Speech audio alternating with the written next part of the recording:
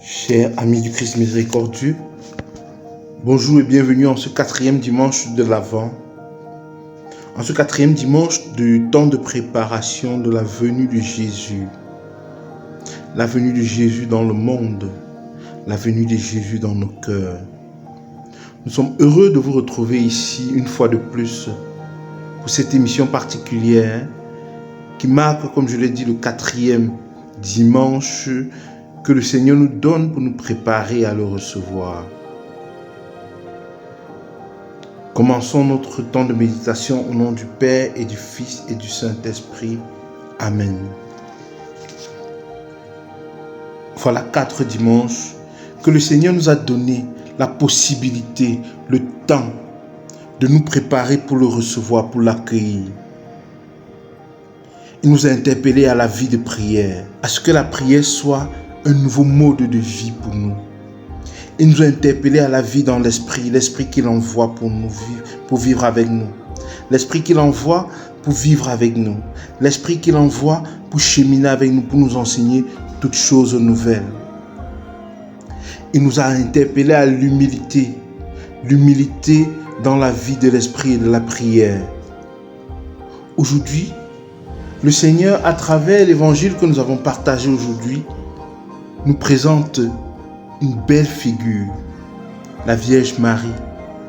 Nous présente son plan divin pour chacun de nous, à l'exemple de la Vierge Marie. Frères et sœurs, aujourd'hui, le Seigneur nous interpelle à ouvrir nos cœurs préparés, parce que lui qui vient avec plein de projets, plein de réalisations, plein d'ambitions pour nous. À l'image de la Vierge Marie, il envoie son ange nous préparer à sa venue. Et comme la Vierge Marie dans l'humilité, la Vierge Marie qui a reçu la salutation de l'ange et qui a écouté ses paroles, sois sans crainte Marie, car tu as trouvé grâce auprès de Dieu. Voici que tu vas concevoir et enfanter un fils. Tu lui donneras le nom de Jésus. Il sera grand, il sera appelé fils du Très-Haut. Le Seigneur Dieu lui donnera le trône de David son père. Il régnera pour toujours sur la maison de Jacob et son règne n'aura pas de fin. Nous sommes dans Luc 1. La Vierge Marie, qui était fiancée à Joseph en ce temps, a accepté par son oui que Dieu le Père lui envoie son Esprit Saint et que la volonté de Dieu se fasse. Dans nos vies, chers frères et sœurs, nous qui allons recevoir le Christ, nous qui allons recevoir Jésus dans nos cœurs, nous qui avons préparé nos cœurs comme étable où Jésus naîtra. Dans nos vies, le Seigneur vient pour nous guider sur le chemin qui est bien pour nous.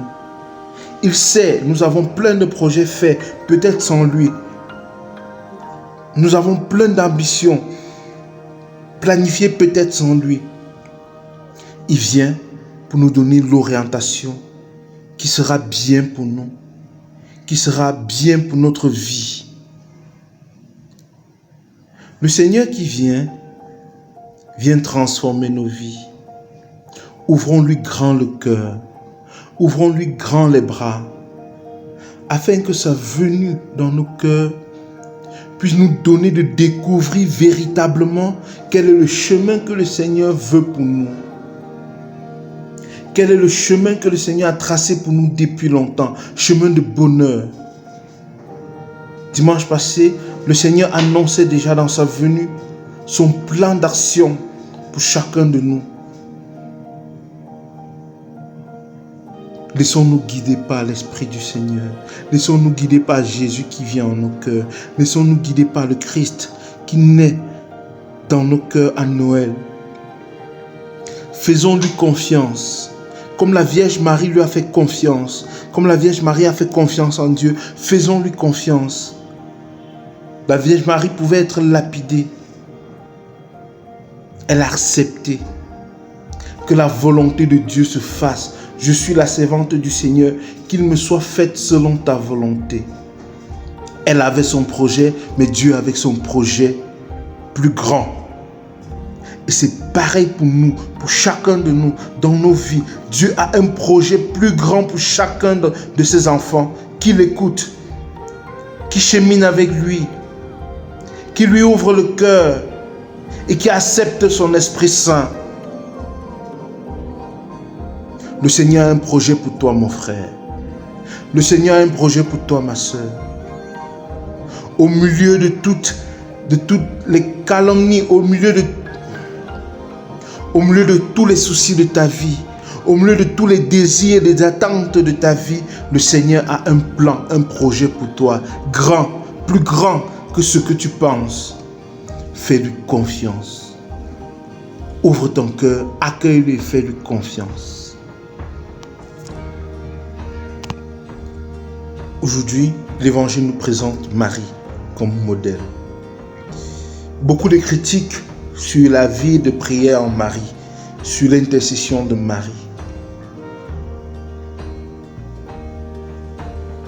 De manière générale, je demande aux personnes, avant de porter la critique, d'essayer de vivre l'expérience de la Vierge Marie. Peut-être ça changera. Je ne suis pas ici pour dire Marie est montée, Marie est descendue. Non. J'invite chaque chrétien à prendre Marie pour modèle. Et à toi qui es dans la logique de la non-prière à Marie, je vais dire ça comme ça, je t'invite à faire l'expérience du chapelet, de la prière du chapelet. Je te mets même au défi à la limite. Une intention que tu portes depuis et qui n'aboutit pas. Fais l'expérience du chapelet pendant une semaine. Et laisse à Marie de se laisser découvrir par toi.